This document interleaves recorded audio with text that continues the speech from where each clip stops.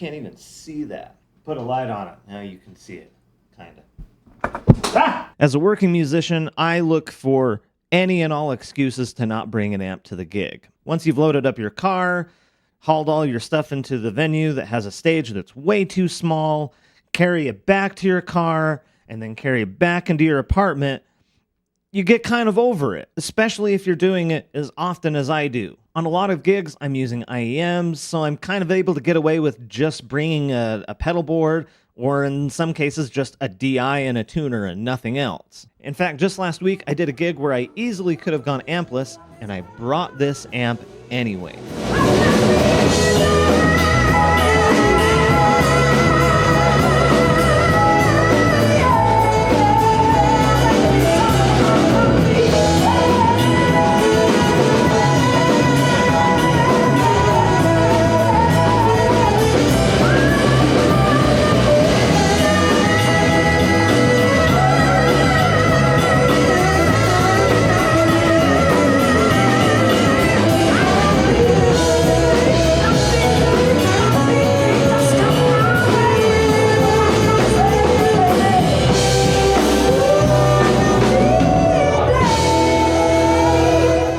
And it's not because I needed footage for this video. I have plenty of live footage from my gigs. I don't need any more. I probably have too much. I am going to start posting that as gig vlogs. I'll talk about that more at the end.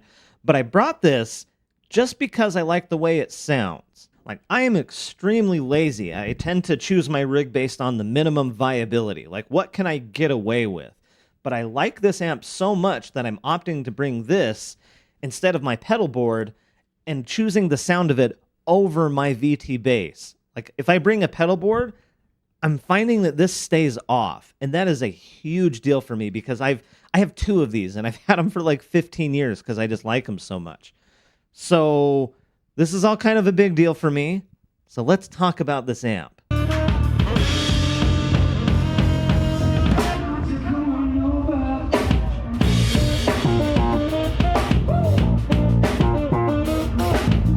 The Legacy 112 is an evolution of the legendary 800RB in combo form.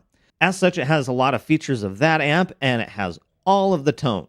You've got a 4-band EQ, a boost circuit to get the coveted GK growl, 3 switchable voicing filters, a mute, and a variable pad with up to negative 25 dB of input gain reduction. On the back, you've got lots of I/O, including a DI with a pre and post switch, so you can bypass the EQ if you want, headphones and aux in for silent practice with backing tracks, a jack for the foot switch to turn the boost on and off, an effects loop for the 6 of you that use those, and a switch for the horn, and a speak-on output for a switch to be able to handle different kinds of cabs.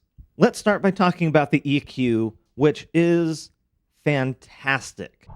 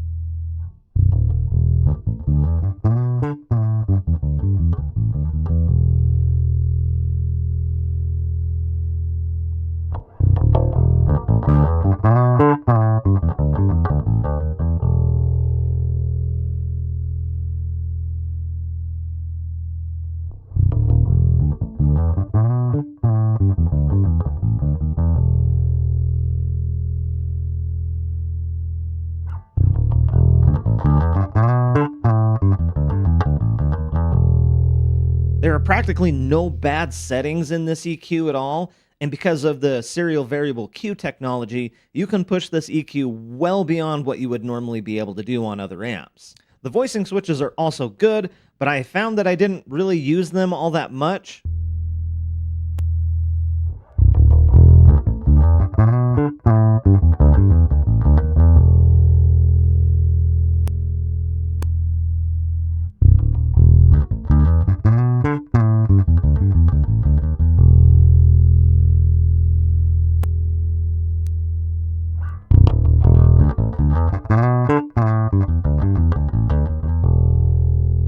with the exception of the bump switch. I turned that on like pretty early on when I was initially testing the amp, and then I just left it on the whole time. I just think it sounds really nice for whatever it's doing.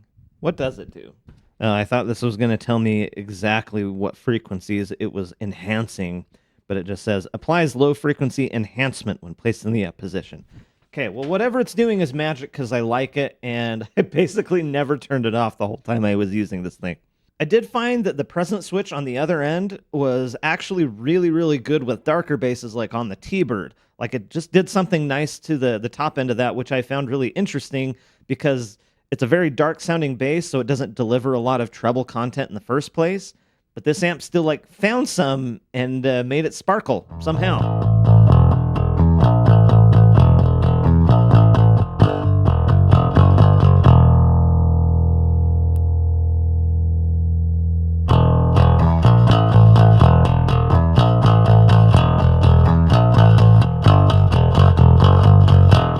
Contour switch takes mids away, and while it does sound pretty cool for slap, I am a mids enjoyer, so that's kind of just not for me.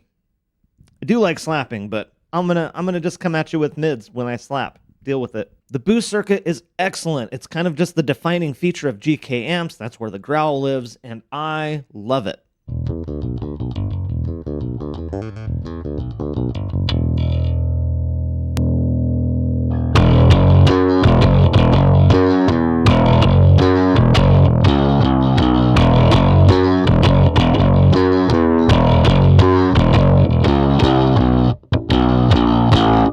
In addition to it sounding just really awesome, I also found it to be really flexible with that edge knob. What I really like doing is running a sort of like always on sort of overdrive sound, just like really low amount of overdrive, edge all the way off, and then just level wherever it needed to be. And that was sort of like an always on setting for me, and I really liked it.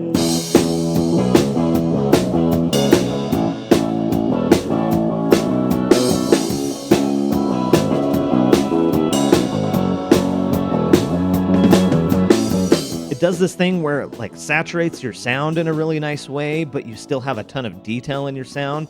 And I feel like, and maybe I'm smoking something, but I play a lot of like funk and like old school music, and I didn't find that it sounded so modern that I couldn't use it for stuff like we're covering like Fleetwood Mac or Aretha Franklin. It works.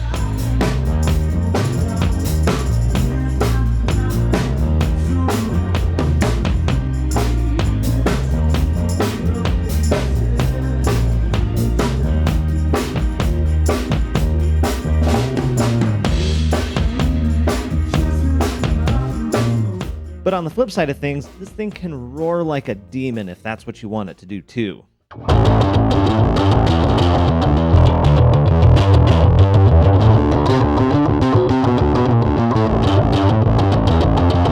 Rounding out some of the other features, I really enjoyed having a mute switch. I know that's a super common feature for a lot of amps, but not all of them have it, and I really liked having it here, especially since I was often not running a pedal board. And so I would just bring like a little like handheld tuner, plug into that, tune up, and then just go bass straight into amp. So yeah, mute switch, good feature. The one that I was really surprised about was the variable pad knob. When I first saw that, I thought it was kind of, what's the word? Not gratuitous, superfluous. So on most amps, you'll have just like a switchable pad that'll give you like negative 15 dB just on a switch. But having a knob where you can exactly dial that in for your input gain, I actually found that to be surprisingly useful, especially with this Serek here, because this is an incredibly high output bass.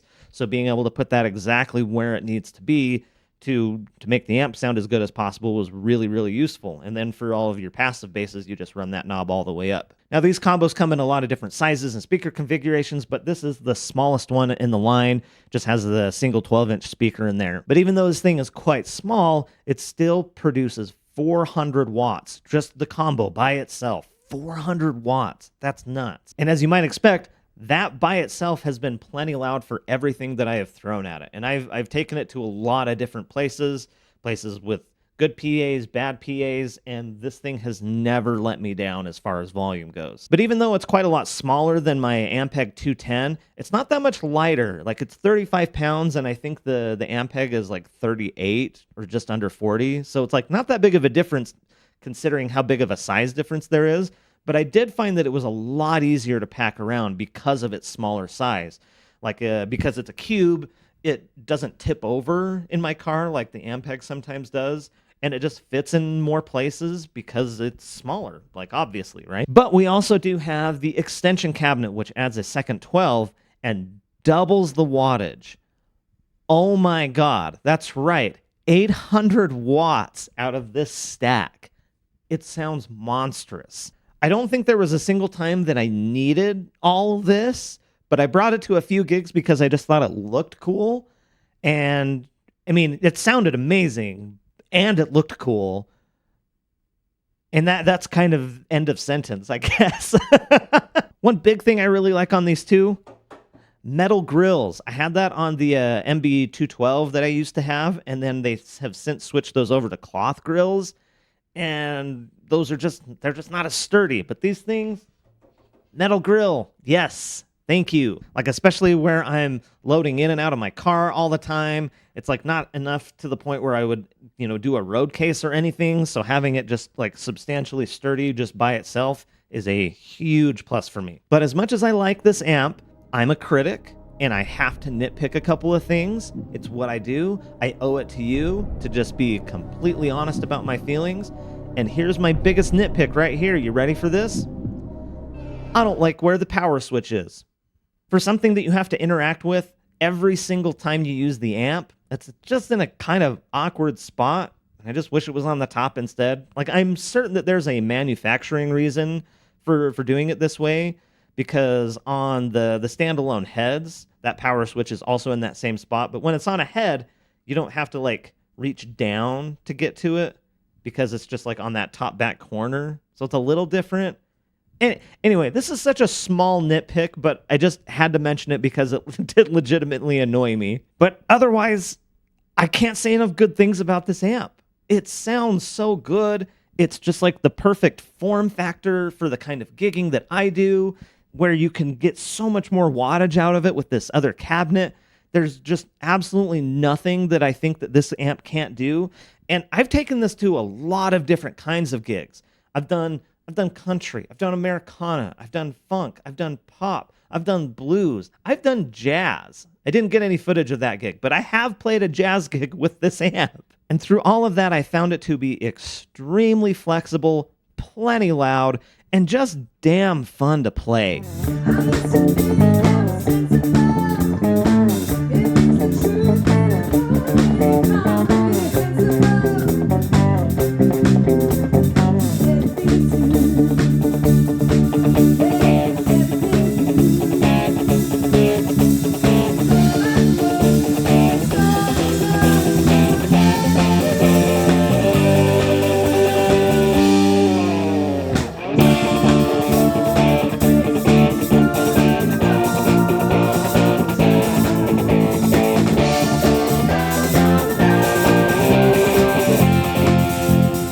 Oh, hey, so speaking of gig footage, I have gotten a lot of comments from you guys over the years asking for more like gig vlog type videos, and whenever I do those, nobody watches them. And so I have a solution for you. Tell me what you think of this.